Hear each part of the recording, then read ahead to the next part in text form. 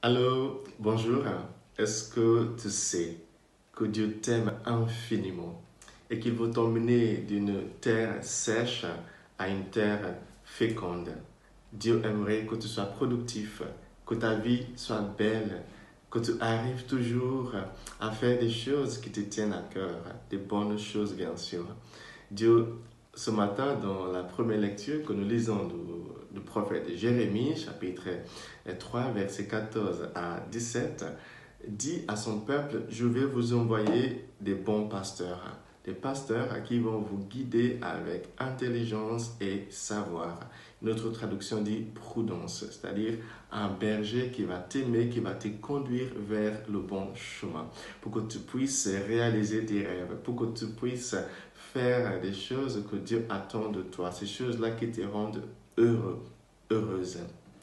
Cher ami, c'est une bonne nouvelle chaque matin que Dieu nous donne en nous disant, je vais t'aider, je t'aime, je veux t'aider, laisse-moi t'aider.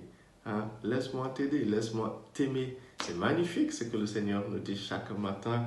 Et aujourd'hui, il le dit à travers son prophète Jérémie. Hein? C'était environ 600 ans avant Jésus-Christ. Le peuple de Dieu à l'époque n'avait plus de leader, il n'y avait plus personne pour prendre des initiatives, il n'y avait plus personne pour les orienter, pour leur dire ce qu'il fallait faire. Et évidemment, les conséquences étaient fatales. Il y avait les Babyloniens qui sont venus complètement détruire la ville et ils ont emporté la plupart des gens en exil. Quelle catastrophe. Vous savez, parfois, nous aussi, nous sommes à un moment de notre vie qui ressemble à l'exil. Ça ressemble en fait à un désert. Il n'y a plus rien qui marche.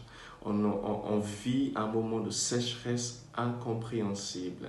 Et si tu es dans cette période-là, le Seigneur te rassure ce matin, je vais t'emmener de là, je vais t'envoyer quelqu'un qui va te conduire vers une terre fertile où tu pourras de nouveau être productif.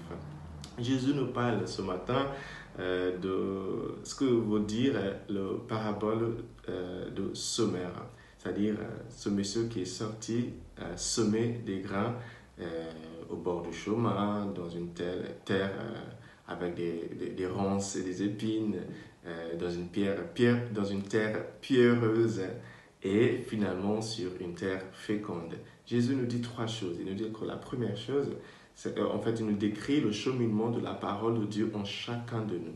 La première étape, c'est lorsque nous entendons la parole.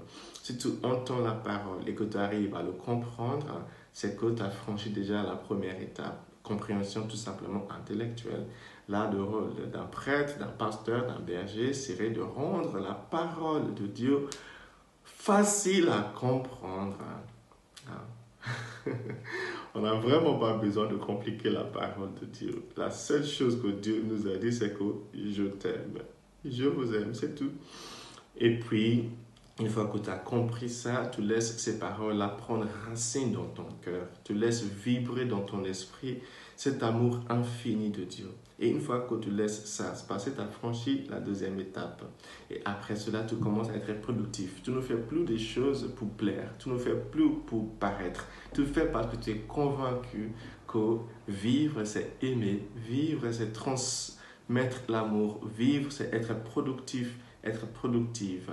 C'est ça en fait le message de Dieu pour nous ce matin, qui va nous enlever de la terre d'exil et nous emmener sur la terre féconde où nous allons pouvoir être productifs et productives.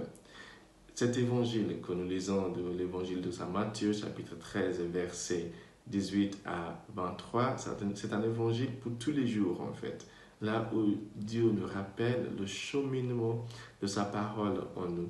Que tout ce qu'il faut faire, c'est d'essayer de comprendre déjà intellectuellement, d'enlever les préjugés, d'enlever les idéologies, d'enlever ces idées-là qui nous empêchent de comprendre la parole de Dieu.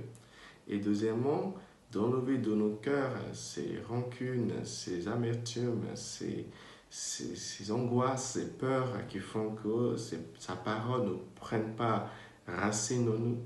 Et finalement, de sortir de nous-mêmes, d'aller montrer l'amour de Dieu au monde, l'amour qui commence bien sûr par l'amour de soi-même. Que Dieu vous bénisse aujourd'hui et que vous garde, qui vous conduise vers le bon chemin, celui qui est le Père, le Fils et le Saint-Esprit. Amen.